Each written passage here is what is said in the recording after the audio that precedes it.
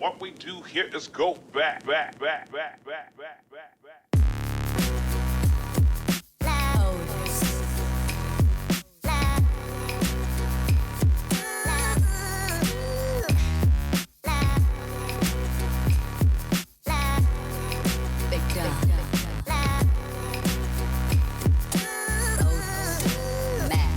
No matter where you are in the city of Pittsburgh, you are steps away from experiencing a work of art. Public art is a distinguishing part of our home. It is freely accessible and enables people to experience art in their daily life outside of museums or other cultural institutions. It reflects our history and our evolving culture. It helps to give our communities a stronger sense of identity and place. Successful public art can delight, challenge, illuminate, and educate. Most of all, public art helps create a sense of civic vitality in our city. Public art matters, and public art matters to the city of Pittsburgh. Welcome back to another edition of Pittsburgh Public Art. My name is Liz Barentine, and we're here today with Morton Brown, the city's public art manager. And today we are discussing one of the most popular artworks in the city. It's by Ned Kahn, and it's called the Cloud Arbor. It's located in the north side. So Morton, can you tell us a little bit more about this artwork? Yeah, the city owns the parcel on which it's located. It's the site of a former plaza that was built around the mall of Allegheny Center, so it was sort of a brutalist architecture, sunken plaza, had fallen into disrepair. The water feature didn't work any longer and so forth. So the Children's Museum, director Jane Werner, really took it upon herself to reimagine that entire plaza. To raise it to ground level so it's more accessible, more safe, more easily maintained. And a part of that development, she included a piece of art. She was not required to do such, but since she has had a history of including art in the Children's Museum itself, she chose Ned Kahn, internationally renowned artist who predominantly works with natural elements, be it wind, cloud, water, etc. Wow, it sounds like a very involved, complex piece. Absolutely. Has Ned Kahn done any other artworks with the city? Yeah, for the Children's Museum, again, their facade is actually called Articulated Wind by Ned Kahn. And I love that piece because it exemplifies something that I talk about a lot, which is artist-designed building parts. So art today doesn't need to be a standalone sculpture. It can be an earthwork, or it can be a collaboration with an architect for the entire facade of a building or any iteration thereof. It can be a decorated doorway, etc. But what you see on the facade of the main entrance of the Children's Museum looks like plastic or glass cubes or flat panels that are little squares. But when the wind blows, you can see the little squares sort of undulate, so it begins to look like pixels. Okay. Or articulation in movement. And it's very, very subtle, but very, very beautiful. And it's, again, fantastic piece in the city's collection. Sounds interesting. And how did the city and the Children's Museum work together to display these pieces? Well, much of that area is city-owned, so they needed our permission, which we were happy to give. The Art Commission of the City of Pittsburgh had to review all of this and did approve all of it, enthusiastically, of course. Working with the Department of Public Works and PWSA and other utility companies was a huge endeavor and a huge partnership for the plaza itself, because again, they raised it to height, and the water filtration, etc. took a lot of collaboration.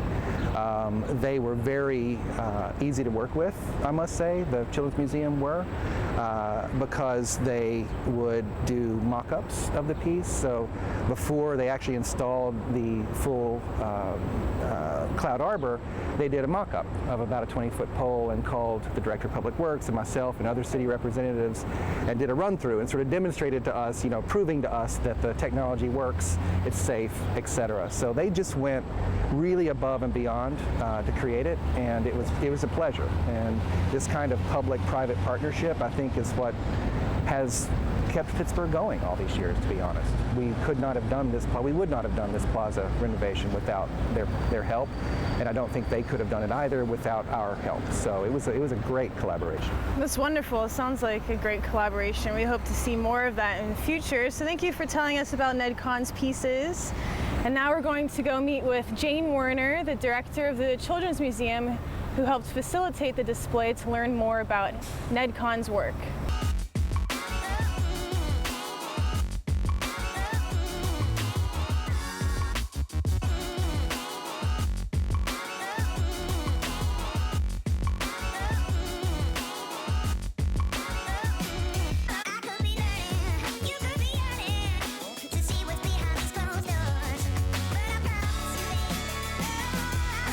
Well, thank you so much for joining us here today. It's really nice to meet you. It's nice to meet you too.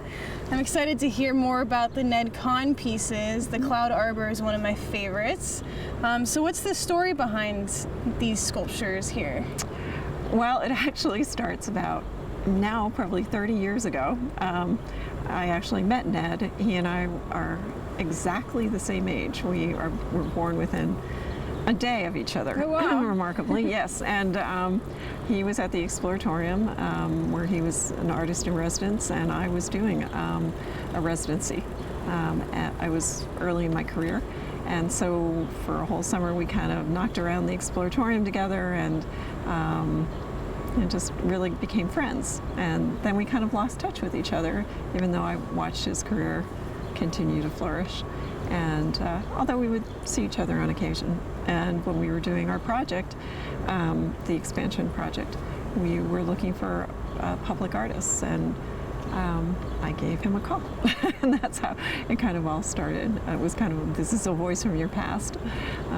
Well, it's nice you knew each other. Yeah, we go way back. And what was this space like before the expansion? Well, when we did, the Children's Museum was just in the post office building, and we were seeing about 100,000 people a year.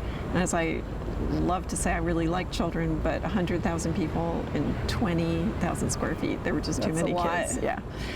So we knew we had to expand, and the planetarium was vacant, and it had been vacant since '91, and this was about '98. So we ran a design competition that the NEA funded, and Koenig Eisenberg out of Santa Monica won the design competition to link the two buildings together, which has won numerous awards. The way Articulated Cloud came into being is that when we were doing the project, we were going to commission $500,000 worth of interactive art. And I had contacted Ned and said, I don't really care what you do, just do something wonderful. And he kept coming to Pittsburgh, and he kept thinking that he was going to do water in the front of the building and do something with water. But he kept coming in the winter, and he was like, why am I doing water? I'm like, I don't know. Just wanted to go talk to the architects. They're just down in Santa Monica. So he went down to Santa Monica and hooked up with Koenig Eisenberg. I will always remember the day that they called, and they said, we're going to turn your whole building into a wind sculpture. And I was like, what? Okay. I had no idea what they meant. But then, they showed me what they were going to do, and it just was, this stunning piece. So, of course, it's one of the things that I love most about our building is watching the wind go across Articulated Cloud. You can see the wind patterns, you can see the shadows and light on the inside of the building. And it's just, there are times that it's so beautiful that at different times of day, it could just bring you to tears, and it actually has at times. For me. It's just a really beautiful piece. It's wonderful. Yeah. And what's it made out of? It's made out of polycarbonate that was actually manufactured here in Pittsburgh. Ned actually hooked up with a manufacturer right up at 28, and actually has used that manufacturer for many of his other kind of worldwide pieces. Yeah. And how many panels are there? I have no idea. This looks like a lot. Yeah. So it's made out of small polycarbonate panels that interact with the wind. Yeah, essentially. all it is really they're panels that are hinged, and they just move with the wind. And it casts different shadows within the museum. Yeah, and you can actually watch kids playing in the shadows, which is one of my favorite things, that they'll actually, because it moves, right? So they'll be kind of darting back and forth. That's awesome. Yeah, and then what's really lovely is on the 3rd floor we have a water play area, and the interplay between the light and the shadow and the water is also quite sounds lovely. Yeah.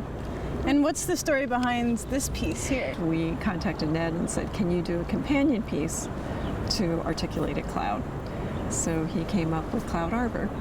But this has been just a delight, I think, for everyone in the community. Yeah, I love this piece. And what is this made out of, and how does it work exactly? It's actually just made of, the metal tubes. There's water, excuse me, that goes through a system. Like, it's highly cleansed. I mean, it goes through it to make it very, very clean to go through these mist nozzles. And at different points in the metal tubes, these mist nozzles are located. And so you can see that it actually forms a sphere of mist. On humid days, it drops completely, and the kids run through it. Everybody walks through it on humid days. If it's a nice day, sometimes the mist actually rises, and on windy days, it swirls. Wow. It's one of those things that you can sit and watch for hours and not see the same thing twice. The story I love is, and we work in a children's museum, so we should have really realized that this was going to happen. But when the mist comes on, the kids squeal. They go squealing children. I suspect that we should have thought about that, but it goes along with the museum. Yeah. But it's just really a delight. So they enjoy it. Yeah, I think everybody does. I walk through it on really hot days, and I have my lunch out here as often as I can. And it's just fun to see a park that was not used at all now be a real community gathering space. Yeah, it's really unique. And what is Ned Kahn like, and what are his inspirations? Do you know anything else? I mean, what else do you know about him? He's one of my best friends. He's a great guy. He's a Buddhist. He's probably one of the nicest people I know. He's very kind. And he's an observer. He observes things, and he works hard. I mean, that's the other thing. I think a lot of times people think that artists kind of just sit around and dream up stuff, but he actually has this workshop that he putters in and tests ideas. And what are his other art pieces like? We actually have quite a few in the museum. Oh, okay. Again, because we have known each other for so long, I was out in his studio and he said, I've got all these pieces. Do you want them? And I said, I can't afford them. And he said, if you pay shipping, you can have them. Wow. So we have Avalanche in the museum, which is a big favorite. It's a very large disc that when you spin it, there's sand that actually falls down it, and it looks like an avalanche. It's really beautiful. We have magma chambers, which are really interesting. Actually, it's just sand and air, but it looks like liquid. And they just move and kind of break apart and move back again. Sounds interesting. Yeah, we have turbulent orb, which you spin, and the liquid in it actually shows the currents. So, he's done a lot. He's done a lot, and he now has moved on to doing things in Singapore, and he's actually has pieces all across the world. And in fact, it's great. There are many airports that you can go into, and you will see a Ned Kahn. I'm constantly taking pictures saying, guess where I am now. Yeah. And how did the city help to support these art pieces here? Well, this is actually a city park that we're in, and so they were actually crucial to the role of this park being created. So it was a really great partnership of kind of taking over something that had been pretty neglected, because I think it was really because of the design of the park, and creating a space that now they help maintain. We maintain it. We actually have a fund to keep the park up and to keep the peace going. It's great. Yeah, and so that's been great. As far as our building is concerned, they were absolutely terrific. I mean, we do not own the Buell Planetarium building. That is still a city building. And so they went along with this crazy notion of putting a building in between, taking over a city street, redirecting the street, and then putting a wind sculpture on it. I mean, all of that had to, it was a leap of faith on their part, and I've been forever grateful for that. They also had to change. There was a concern about the piece on Ned's piece on the building. They did think that it might be a fire hazard, and they were willing, and I will always appreciate this, to really work with us to get it to a point where they felt that it would meet code. Yeah. Why do you think public art is important, and do you see that? I actually think that's your answer. Right?